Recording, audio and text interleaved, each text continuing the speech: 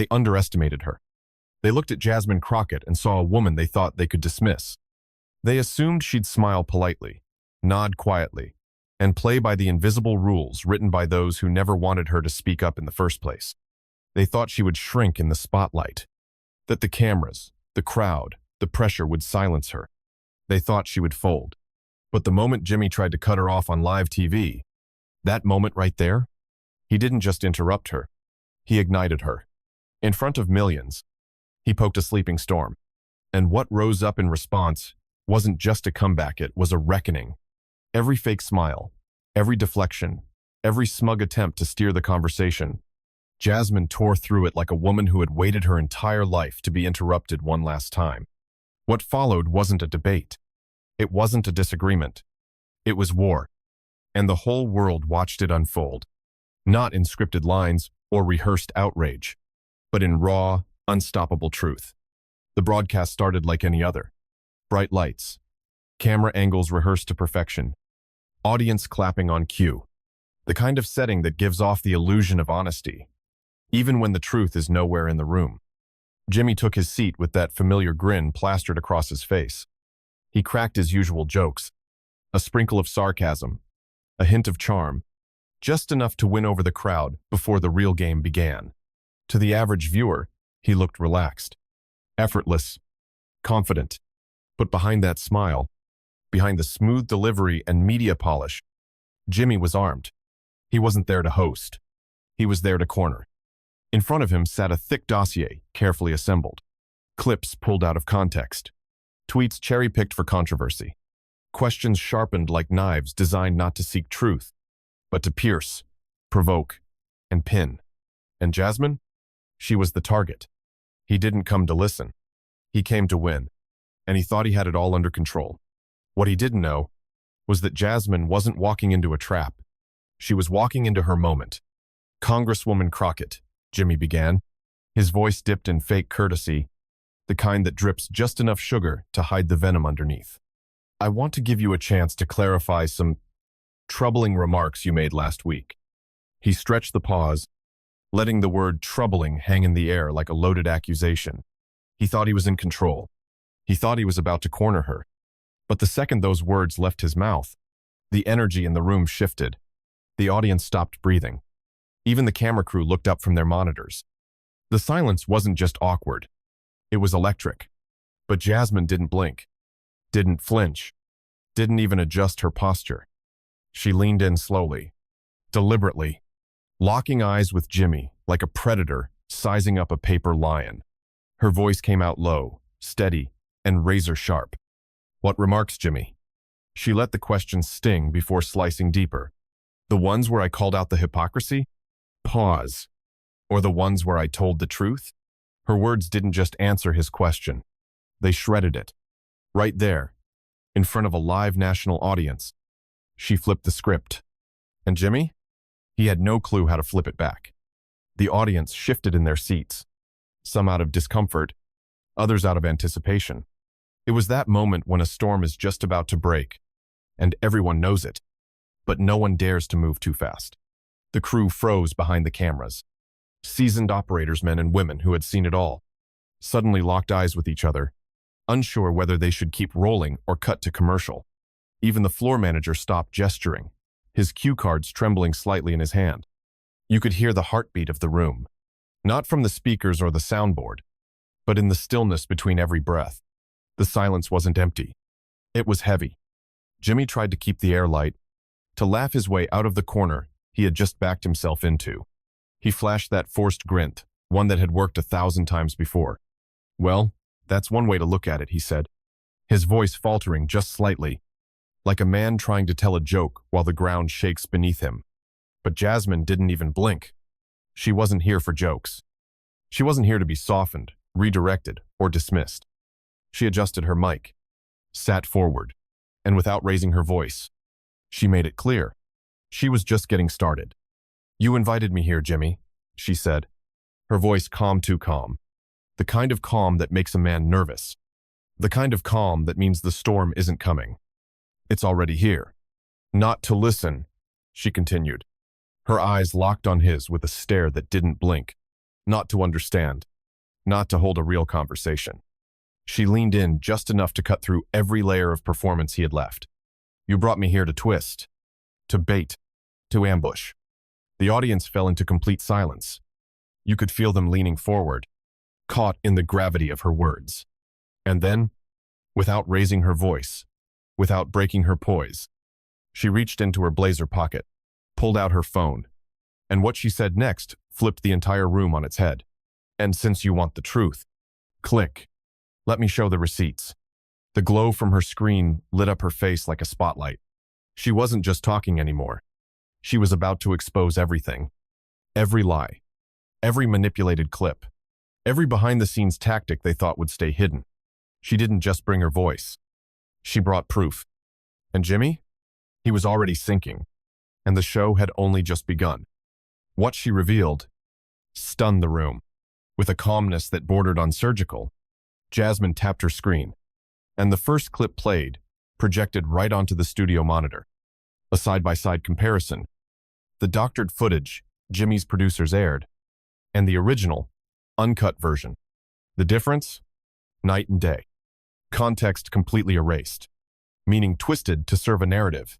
Gasps erupted from the audience. Not because they were shocked by manipulation, but because they never expected someone to fight back on live TV, with receipts this sharp, this fast, this unapologetic. Next came the misquoted statements. Jasmine didn't just deny them. She pulled up recordings, transcripts, timestamps. She laid it out like a prosecutor delivering a closing argument. Calm, precise, and devastating. And then, she dropped the final card. Private emails. Real ones. Not leaked by a whistleblower. Not forwarded anonymously, but collected, verified, and archived. A digital trail of backdoor strategies, talking points crafted to discredit, and even casual instructions from Jimmy's team to rattle her on air. The studio fell silent again, but this time, it was a different kind of silence. Not anticipation, not tension. This was the silence of shame. The kind of silence that creeps in when the truth walks into the room, with its shoes on and receipts in hand. Jimmy's jaw tightened. His eyes darted off camera, toward the producers, toward anyone who could save him. But there was no saving now. He scrambled. I think we'll be right. He reached for the panic button, the safe exit. Cut to commercial. Cut the feed. Cut her. But Jasmine didn't even let him finish. No, she said, voice calm but loaded like thunder waiting to strike. No, we won't. That line hit harder than anything she had revealed. Because it wasn't just a refusal. It was a command. A declaration. You don't get to silence me. Not anymore. And in that moment, Jimmy knew. He wasn't hosting this show anymore. She was. For years, she said, her voice cutting through the studio like a blade dressed in velvet. You've used your platform to laugh at us. The crowd quieted instantly. Not from fear, but from the sudden weight of truth dropping right in front of them. Jasmine wasn't performing. She was unloading. Years of watching voices like hers be twisted, reduced, mocked for sound bites and studio ratings. To call out the symptoms, she continued. Every syllable deliberate, but never the sickness. That line? It landed like thunder. She paused just long enough for it to settle in, to force everyone in the room to ask themselves, what sickness have I ignored? What truth have I laughed away because someone in a suit told me it wasn't serious? You smile at the powerful, she added, her tone dropping lower, almost like a whisper to the soul, and mock the ones fighting them. That was the punch, and it landed in Jimmy's chest like a freight train. The audience erupted, not in polite applause, not in forced cheer, in roars. Raw, honest, spontaneous. Some stood. Some clapped with tears in their eyes. Some just sat there, stunned, witnessing a kind of justice they didn't know they needed. But Jimmy? He didn't move. He didn't laugh. He didn't deflect. For the first time in his carefully managed career, he was stunned silent. No cue cards. No producers in his ear. No camera angles to save him. Because what just happened wasn't entertainment. It was accountability. And it had Jasmine Crockett's name written all over it. You act like I'm angry, Jasmine said, her voice steady, almost eerily calm. There was no shake in her tone, no tremble of emotion, only clarity, only fire wrapped in composure. I'm not angry, she continued, leaning ever so slightly forward, locking eyes with Jimmy, in a way that made every person in the room feel like they weren't just watching. They were being judged. I'm done playing nice. The words hit like gunshots in a quiet cathedral. Not loud in volume, but deafening in meaning. You could feel the shift, from defense to offense. This wasn't Jasmine asking for respect. This was Jasmine taking everything back that had been stolen in silence. Jimmy shifted uncomfortably. You could see the flash of panic behind his trained smile. He tried to chuckle, tried to reclaim the tone, tried to make her bite seem smaller than it was. Congresswoman, he said, tilting his head with that signature condescension that masked itself as charm, I think you're being a little dramatic. And that was when she snapped. But she didn't raise her voice. She didn't curse. She didn't storm out or throw punches. No, she snapped with precision. Her back straightened. Her expression dropped into something colder, sharper, deadly. You don't get to decide what's dramatic, she said, her tone turning from calm to cutthroat. You don't get to sit in that chair, armed with jokes and earpieces and handlers, and tell me how I'm supposed to feel about being interrupted, misquoted, mocked, and dismissed live for ratings. The room was frozen. No one even breathed. I represent people you've never cared to understand, fighting battles you've never bothered to see. And every time someone like me speaks up, someone like you calls it dramatic. She leaned forward, just enough to make him blink. You think that word's going to shrink me? She shook her head slowly. You don't know who you're talking to. Silence. Then applause. Loud. Raw. Unstoppable. And Jimmy? He didn't respond. Because there was no response. Not for truth like that. You think this is dramatic? Jasmine fired back. Not yelling, but cutting so deep, every syllable felt like it was peeling the paint off the studio walls. She didn't wait for his reply. Didn't need his permission. She took the moment. And she owned it. Let's talk about dramatic, Jimmy. Her voice was rising now.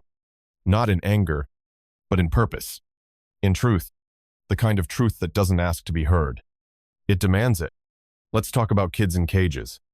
She pointed toward the camera, toward every viewer sitting comfortably on their couch, while elected officials sip cocktails on private jets, and pretend that compassion is a political liability. The audience gasped, and then, like a wave building behind a dam, they erupted. But Jasmine didn't stop. She couldn't stop. Not now.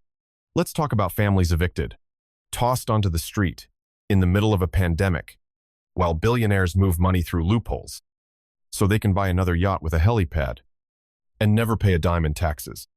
Applause turned into thunder. Some people stood. Some pounded their fists. It wasn't just support now. It was awakening. She turned, slowly, deliberately, locking eyes with Jimmy again.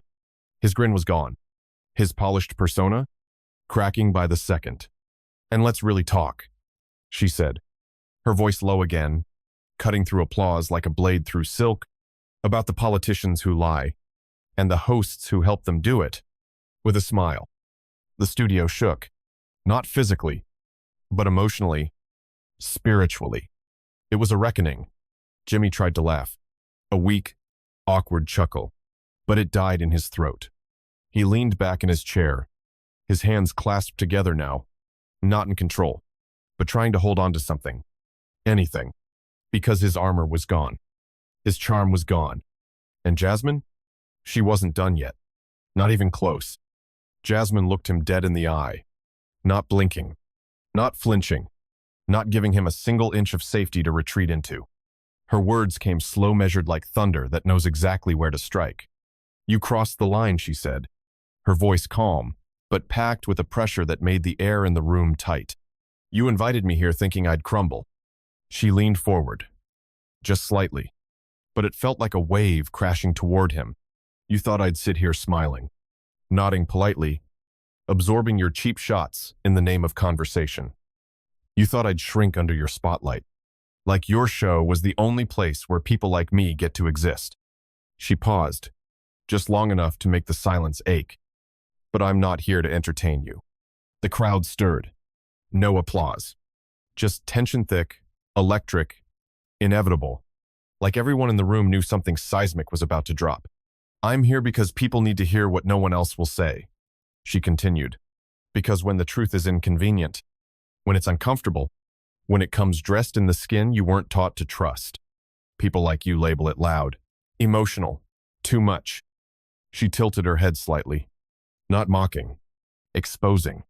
Well, if that makes me too much, she said, her voice sharpening to a blade's edge, then maybe you're not enough. That final line didn't land. It exploded.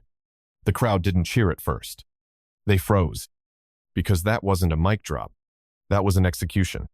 A direct hit to everything Jimmy had built his reputation on. And Jimmy? He didn't even try to respond.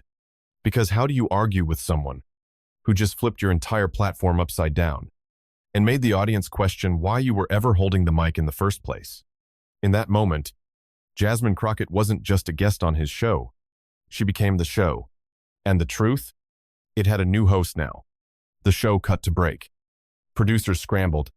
Interns rushed across the floor with headsets screaming in their ears. And Jimmy sat frozen still, staring at the empty chair Jasmine had just occupied, like the ghost of accountability was still sitting there, daring him to speak. But it didn't matter, because what had just happened couldn't be contained by commercial breaks, or studio edits, or late-night damage control. Within minutes, the internet lit up like wildfire. That one moment, those sharp, surgical words from Jasmine were clipped, shared, remixed, and subtitled in 10 different languages before the show even resumed. Twitter was the first to break. Then TikTok. Then YouTube. The hashtag Jasmine snapped, shot to the top of global trends like a missile. Memes flooded the timeline. Clips looped endlessly. Some slowed down frame by frame, breaking down every micro-expression on Jimmy's face. The moment he realized she wasn't backing down. But it wasn't just about the drama. It wasn't about a viral moment. Something deeper was happening. This wasn't a clapback. This was a crack in the system. People saw themselves in Jasmine.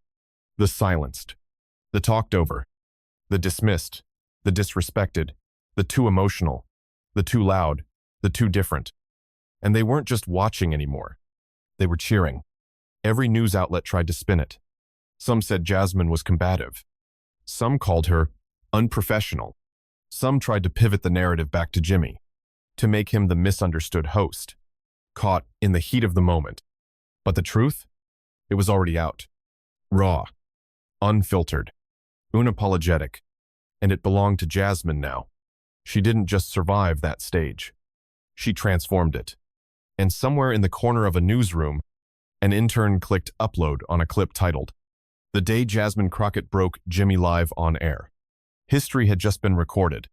Not in a studio, but in the hearts of everyone who saw her and thought, that's what power looks like, when it finally stops asking permission. Later that night, as the city lights flickered through the windows of the network's high-rise, Jimmy sat alone in his dressing room, makeup half-wiped, tie loosened, silence pressing down like the weight of truth finally catching up. The door cracked open. A producer peeked in, nervous, cautious, like someone approaching a wounded lion. "Jimmy, they want you to issue a follow-up, an apology, or at least clarity." He didn't even look up. "No," he said flatly. "Jimmy," the producer pressed, "you don't understand. This is trending everywhere. We're bleeding viewers. They're calling you the face of media gaslighting. We need to." I said no. The room went quiet again. Because what do you say to a man who just watched himself fall? Live and realize the world cheered for it? Behind closed doors, though, the network was in chaos. Emergency Zoom calls.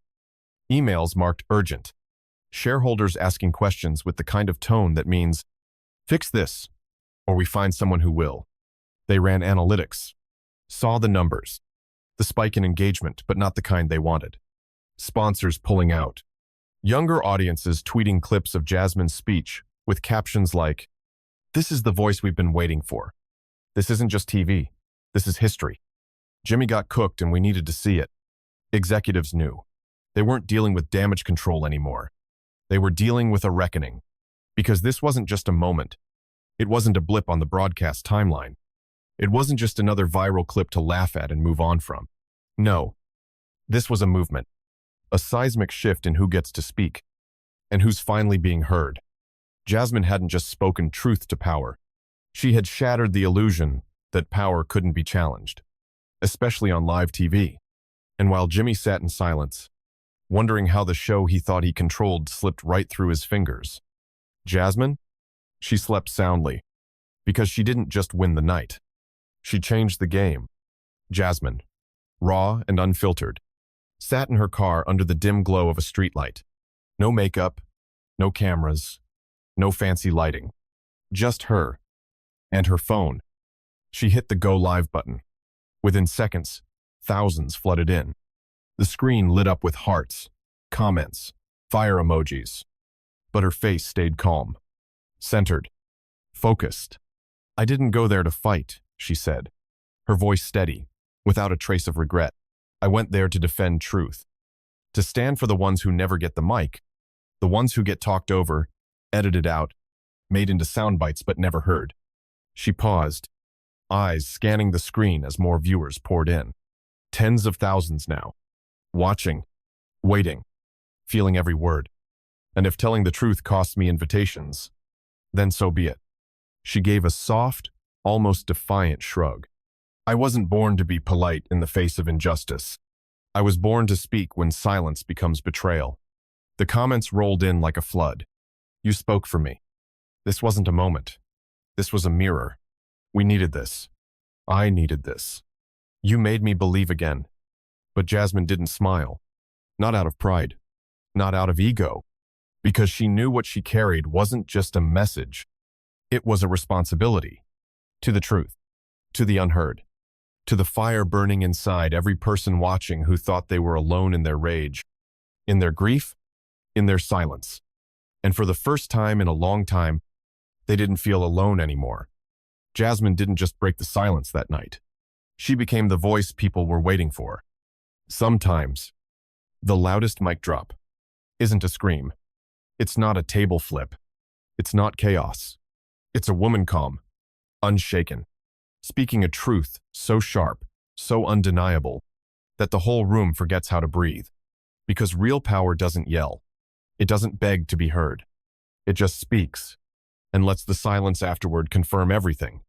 Jimmy wanted a moment. He wanted fireworks. He wanted to go viral on his terms. But what he got was something he couldn't control. He got clarity. He got consequences. He got a revolution wrapped in poise and delivered live to millions. And now, the world doesn't remember what he said. They remember the woman who didn't flinch. Her name is Jasmine Crockett. And she didn't just break the show. She rewrote the script. And now, every time Jimmy steps onto that stage, every time the lights hit his face, and the applause tries to fill the emptiness she left behind, he'll wonder, is she watching? Sitting somewhere in the dark, phone in hand, ready to clip, share, and dismantle everything he thought was untouchable? Or worse, is she coming back? Not just as a guest, but as a force, a storm in heels and truth, not waiting to be invited, but arriving on her own terms. Because once the silence is broken, once the mask slips, once the people taste realness on live TV, they don't go back to pretending. They demand more. And Jimmy? He'll never host the same again. Not because of ratings. Not because of critics. But because somewhere deep down, he knows Jasmine might walk through that door again. And next time, she won't just speak. She'll take the whole stage.